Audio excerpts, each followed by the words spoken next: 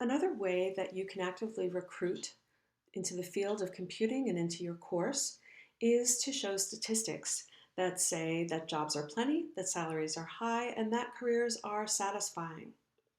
Remember these figures that we showed you in the diversity in computing module? Well, you can show these to your students to let them know that the salaries are high for those with an associate's degree in computer science. Salaries are high as well for those with bachelor's degrees in computer science. The work hours are great, and so your students can achieve work-life balance, and the job satisfaction is high for the computing field. The field is also rewarding in terms of job satisfaction and stability, that the Best Jobs in America reports consistently have computing occupations ranking in the top 10. The other thing is that if people have existing interests, you can show them how their existing interests can be achieved through computing. So if they're interested in humanitarian uh, pursuits, that you can show them examples of people who have developed software, for example, that can design easy to build shelters for victims of disasters, that people with computing experience can really contribute in major ways, and that people who are having these kinds of skills can build rewarding careers with their existing interests and their skills in computing. If they're interested in medicine, for example, here, and these are from .diva.org, people who developed a virtual nurse for hospital patients, somebody who's working in fashion design and computing, computer graphics, that they created a 3D fashion design software. Somebody who was in astronomy developed computer simulations that increase their knowledge of nearby galaxies. So make that case for how computing is relevant to their lives and the things that they want to accomplish. Now, how can you get your message across to the most people? Think about ways that you can attract attention and increase the visibility of computer science. So make computer science visible in ways that then will help you convey your messages. So, for example, make your course projects visible. Put examples of things that have been done in your course before in posters outside your classroom, in the library, on web pages, on the Facebook page for your course. Have events or host events where you go over some of the interesting things that your students have done through their projects. And so if you showcase the successes of current and former students, this is just a really great way of making computer science visible.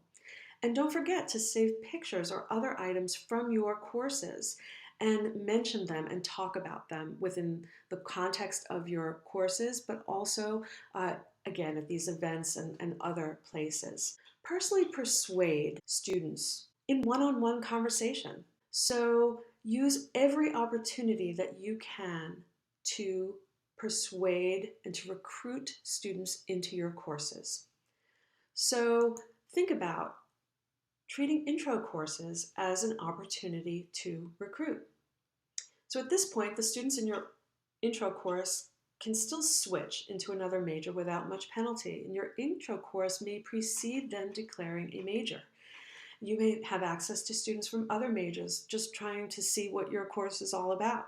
And this is a great time for you to encourage students to remain in the course and to declare that as a major. Say you're good at this. You should continue in this. Tell students about the kind of exciting work and careers that they can have, the jobs outlooks, etc. So one way that you can personally persuade is to talk about all the wonderful things that you can do with knowledge in computing, but also overcome objections. So one thing that you can do is to always use the student's name in one-on-one conversation. Something happens when someone uses your name that you want to listen more carefully to what they're telling you. And if a student raises objections, make sure you listen and acknowledge what they are thinking. Say that you understand that some people think that, for example, if they say, well, computing isn't for me, I don't really want to just be sitting at my desk, as a solitary individual, and talk to them about how computing is not really a solitary endeavor, that in fact it is a very collaborative occupation, that the majority of people work on teams. And say to them, let me show you, let me give you an example of former student who's working in a collaborative environment. Talk about how your courses use collaborative work, such as pair programming, if that's what you incorporate. And the other thing is, don't let the refusal be permanent. Somebody says, I'm interested in the next course after intro, but I can't, I'm not going to do this right now. And say, hey, I understand this. Keep that door open. Say, can we talk again before you choose your courses for next year? Always keep that door open. So consider taking, tell them face to face, one on one. If not now, consider taking computer science in another semester, in another term, or in another year. And always keep that door open.